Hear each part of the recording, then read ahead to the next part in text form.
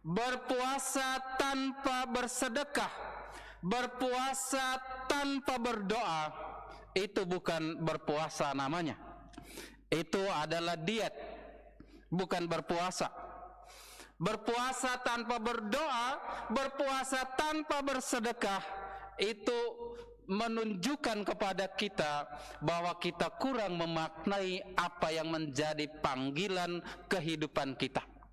Maka tiga hal ini harus menjadi satu kesatuan dalam membangun pola hidup rohani di masa retret agung ini.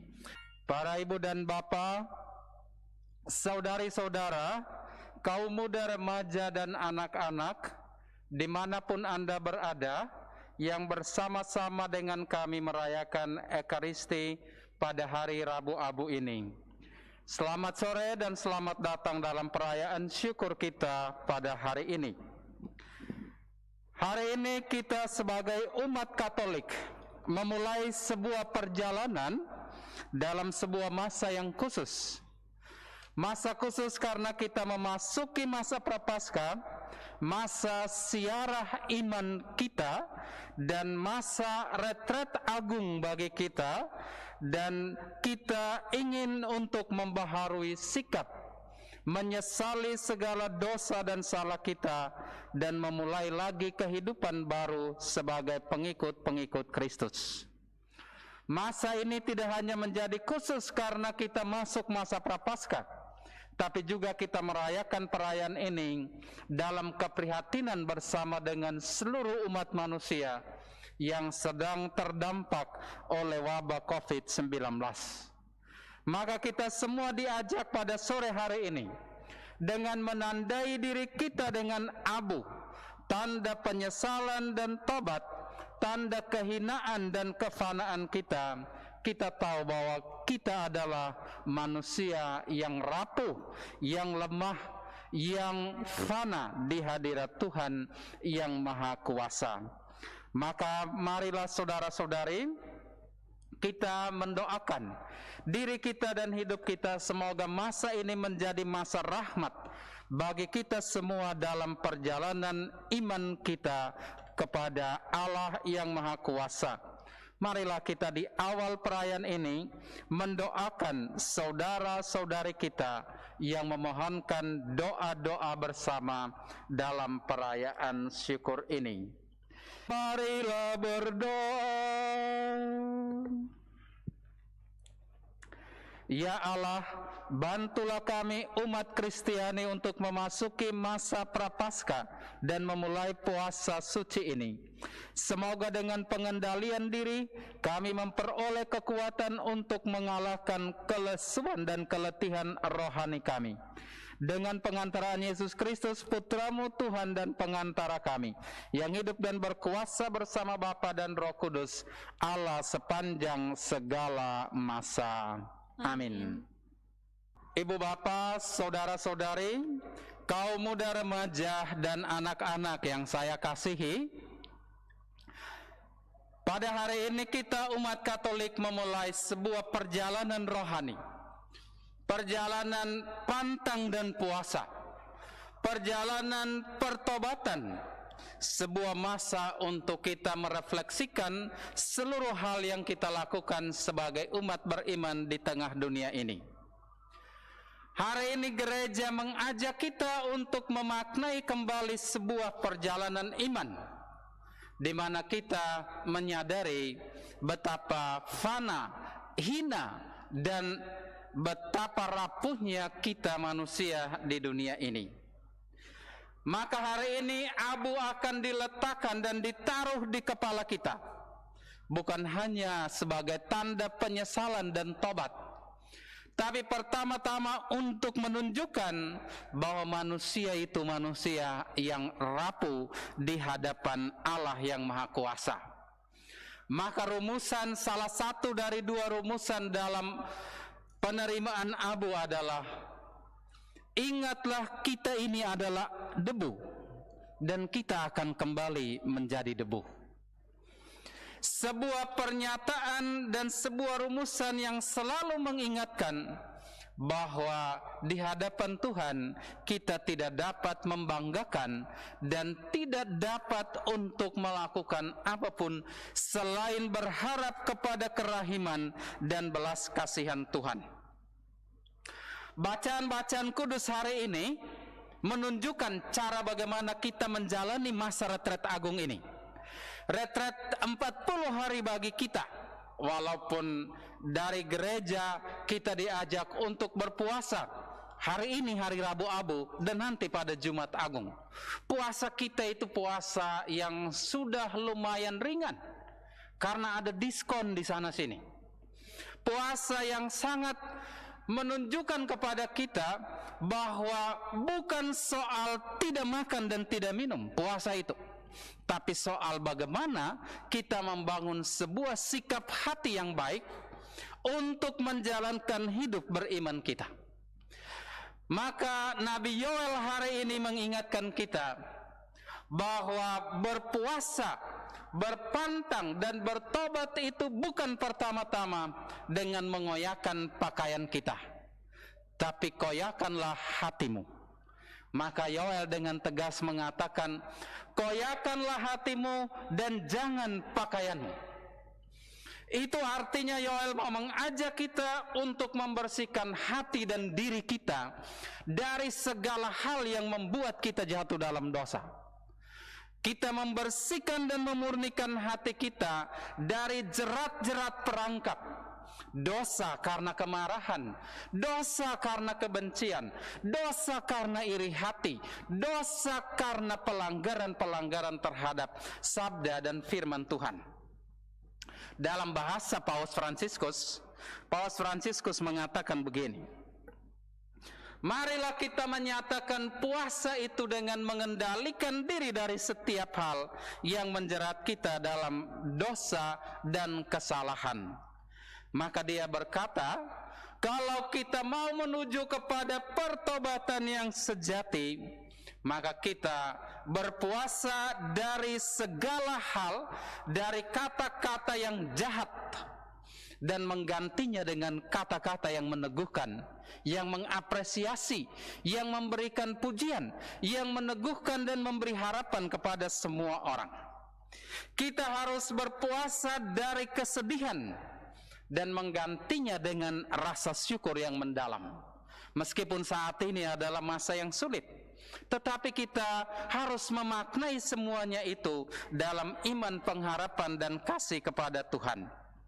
Kita juga harus berpuasa dari segala sikap kemarahan dan menggantinya dengan kesabaran. Berpuasa dari segala bentuk pesimisme supaya menggantinya dengan harapan dan sikap optimisme dalam kehidupan.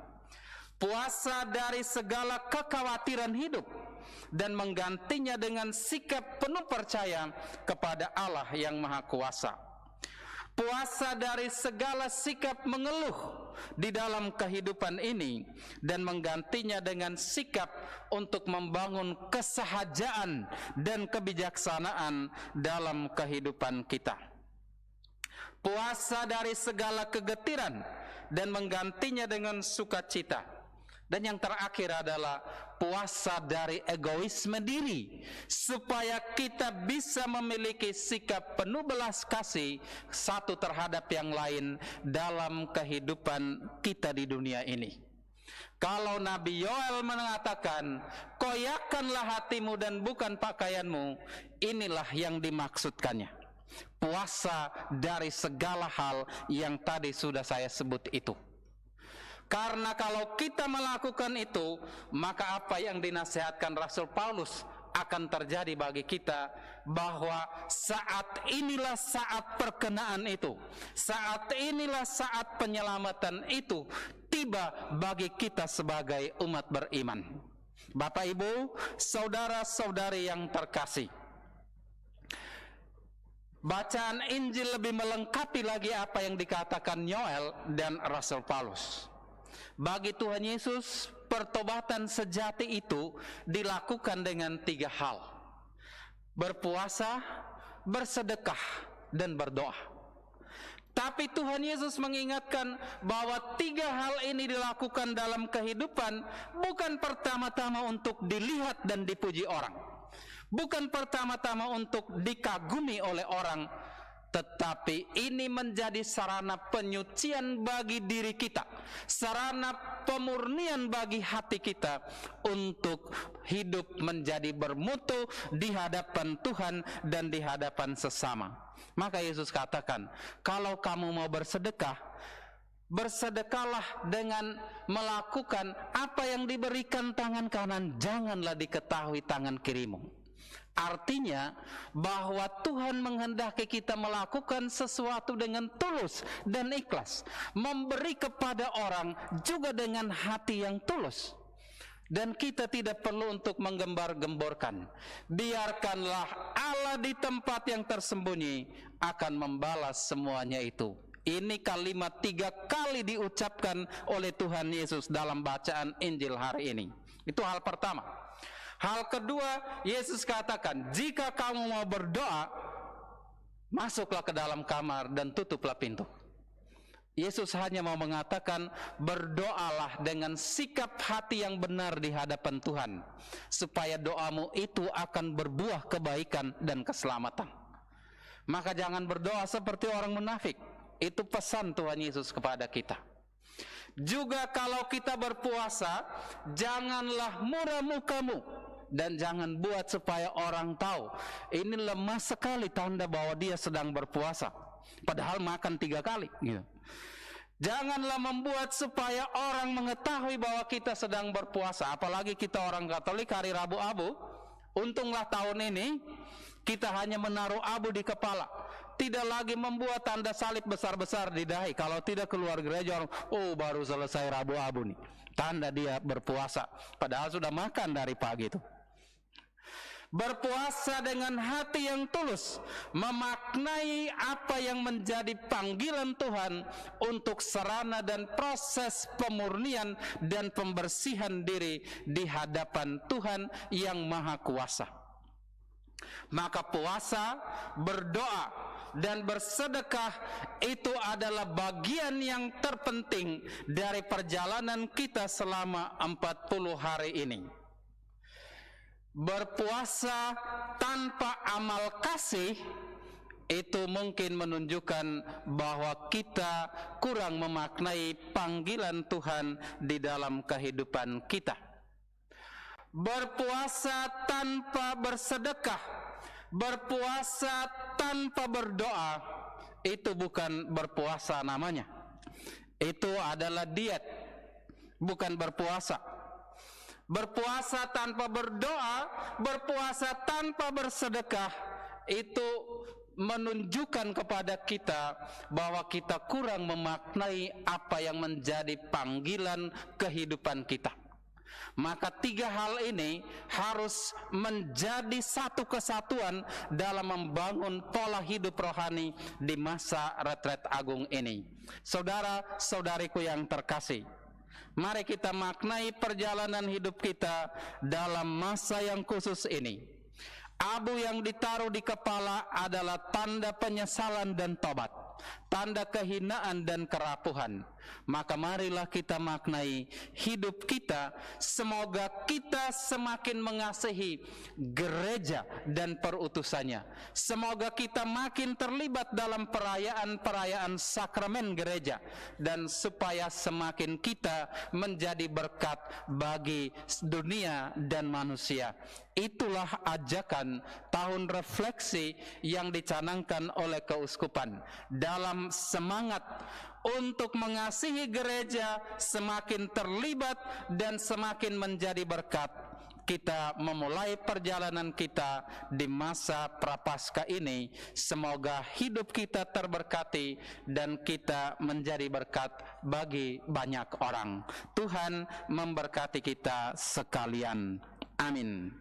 Setiap orang yang merenungkan firman Tuhan siang dan malam akan berbuah pada waktunya. Marilah berdoa.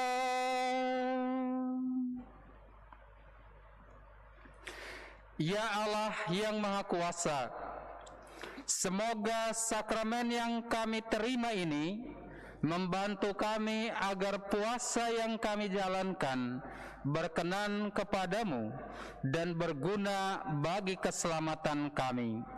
Dengan pengantaraan Kristus Tuhan kami, yang hidup dan berkuasa sepanjang segala masa.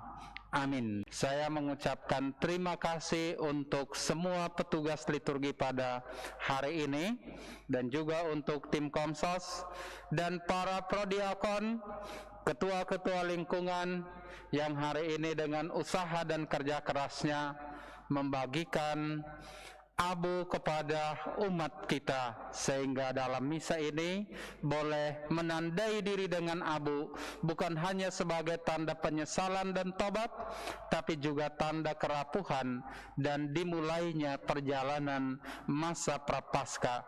Semoga masa ini membuahkan berkat bagi kita semua.